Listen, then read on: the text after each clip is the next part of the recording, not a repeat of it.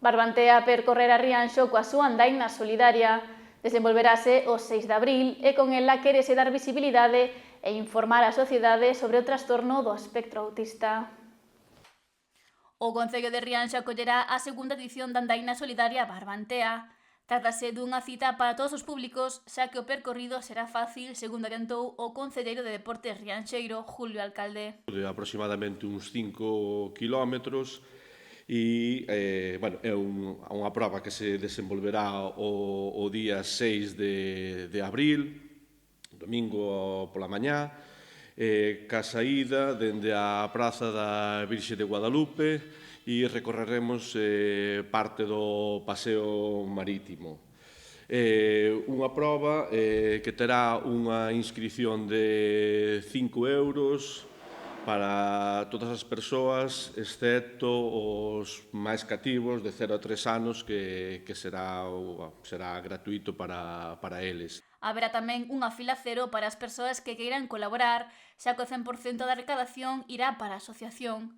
A súa representante, Olga Moledo, agradeceu ao Concello de Rianxo e ás empresas do municipio a súa colaboración para impulsar esta cita tan destacada. Para nós é moi importante darlle visibilidade e cada ano imolo facer nun concello distinto da zona do Barbanza para que nos vayan coñecendo. A parte desta andaina tamén temos programado o día 6 pola tarde o partido de fútbol do Boiro tamén nos vai axudar co tema do autismo e o que facemos habitualmente é defender os dereitos das persoas autistas e informar a sociedade sobre o tema do que é o autismo, que non é ningunha enfermedade, sino un trastorno co que se nace e co que se vive o resto da vida. Da igual que teña 6 anos, 20 ou 40, o autismo vaiche acompañar toda a vida. As persoas interesadas en sumarse poden inscribirse a partir de mañá na plataforma M-Sports ata o día 3 e ata o propio día da carreira antes da saída no Departamento de Deportes de Rianxo. Irán identificados todos os participantes cunha pulsera e temos un volumen de inscritos que esperamos rondar en torno aos 500, que é, por poñer o tope en algún sitio, fijámolo en 500 persoas. Moledo recorda a importancia de darlle visibilidade para que a sociedade inclúa as persoas que teñen este trastorno do espectro autista. Non son enfermedades, como xa dixen, senón son trastornos que hai que aprender a convivir con eles da mesma maneira que eles aprenden as normas sociais para poder convivir con nós.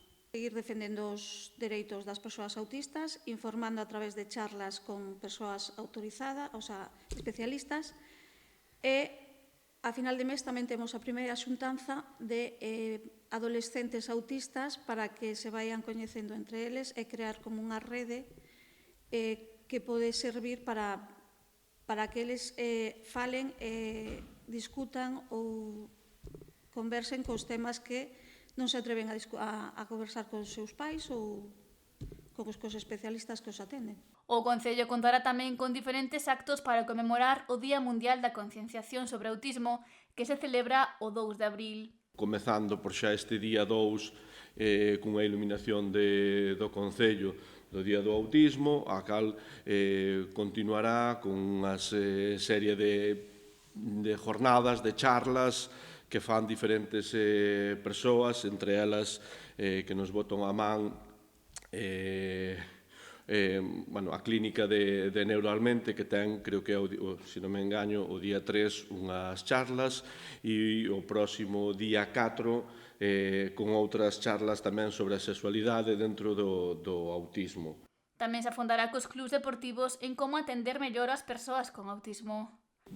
Dúas charlas dirixidas aos clubes e asociacións de como enfrontarse, como manexar, como atender o máis correctamente posible este tipo de trastornos nos rapaces que pouco a pouco se van iniciando nos diferentes deportes. Son dúas charlas que temos repartidas en 2 tardes, a cal serán o próximo luns 31 de marzo e o luns seguinte, que creo que é o luns 7 de abril. Rianxo embórcase co autismo acollendo este ano a andaina solidaria Barbantea, que se foi un éxito na súa primeira edición celebrada en Boiro e desenvolvendo diferentes actividades para seguir dando visibilidade a este trastorno.